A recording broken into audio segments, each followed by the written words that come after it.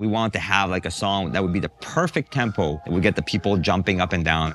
We're like, okay, what's this? Like, what's the tempo for that? And sorry, that didn't work. I got carried away. I wanted to give you the content. Hey, what's up? It's Chuck from the band Simple Plan, and you're watching Setlist Insider.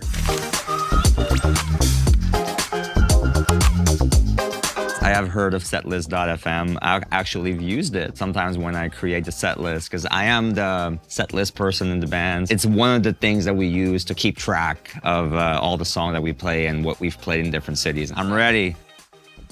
All right, so here we go. Let's go back and see on Friday. We were at Soma in San Diego. We got Not Do Anything. We always play that first. Shut Up, Jump, Worst Day Ever, Addicted, Wake Me Up When This Nightmare Is Over. Perfectly accurate. It's a 10 out of 10. Whoever did that, props to you. In San Diego, we were on at 8 p.m. We take a lot of pride in being on time.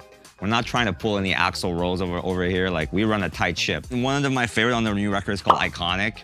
And I have a feeling that that one we're gonna keep playing for a while. It just feels like a really bombastic, kind of really fun and big statement kind of song. We're extremely proud of the new record. We think it's one of our best, if not our best. We play about 2-3 songs every night from the new record, and the reaction's been incredible. So let's see what they got for 2001. Edgefest show. So that's probably the first real show that we played, first big time show. That was a sick lineup. Blink-182 was on that, New Found Glory, Jimmy World, Sum 41. We were the first band opening, and I remember we were so nervous. Blink was headlining that night, and I had a friendship with Mark. Just as we're about to start the show, I see him at the corner of my eye, like walking down stage, and Jeff's amp, which is our guitar player, is not working. And I was so mad. I was like, what are you doing? Come on, not now. Mark is here, everybody's watching us. It's our first big show of all time. It took 4 or 5 minutes, which at the time felt like 4 or 5 hours. And finally, he like hit the chord and it worked. And we're like, all right, let's go and start the show. And we play our hearts out. It was a really special day, but it was so nerve-wracking. All right, so here we go, 2003. We got some Warped Tour.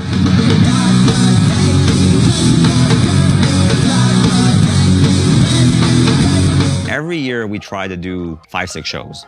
One show here and there, or like a month. And the reason why we did Warped Tour so much is because it was really important to who we were as a band. It really kind of sent the message that even though we had success on pop radio, at the same time, we can play with Rancid and AFI on the Warped Tour. So it really became a way to define our band, and also because we loved it. When we did our first Warped Tour, Simple Plan was a bit more on the pop side than the punk side, so there was a bit of controversy that we were playing Warped Tour, and we wanted to kind of make a statement that we had real roots in that kind of music. We played this song called American Jesus from Bad Religion. When I was 14 years old, I heard on the radio this song, and I remember like getting up in my bed going, oh my God, what is this? And it changed my life.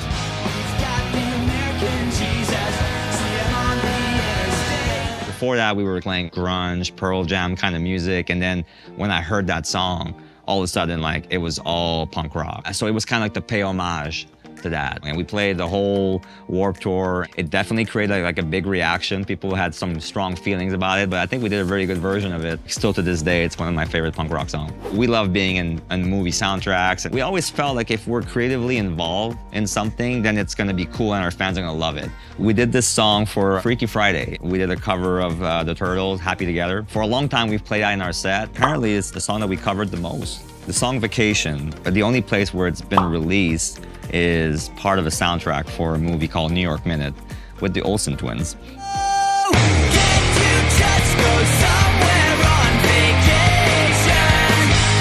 The whole idea of the movie is that one of the twins wants to go see a Simple Plan concert. We're actually in the movie, we filmed it with them. It was really cool, but at the time, it was a little tricky to be part of that. We got a little bit of backlash. For the longest time, we didn't really play that song. We didn't really talk about it. And fast forward like 4 or 5 years ago, and so many people, they come to the show and they got like tattoos and they look like pretty badass. And they're like, yeah, I discovered you guys when I watched like New York Minute. I'm like, wait a minute, that's how you discovered the band? What's the ScoobyDoo? We're coming after you.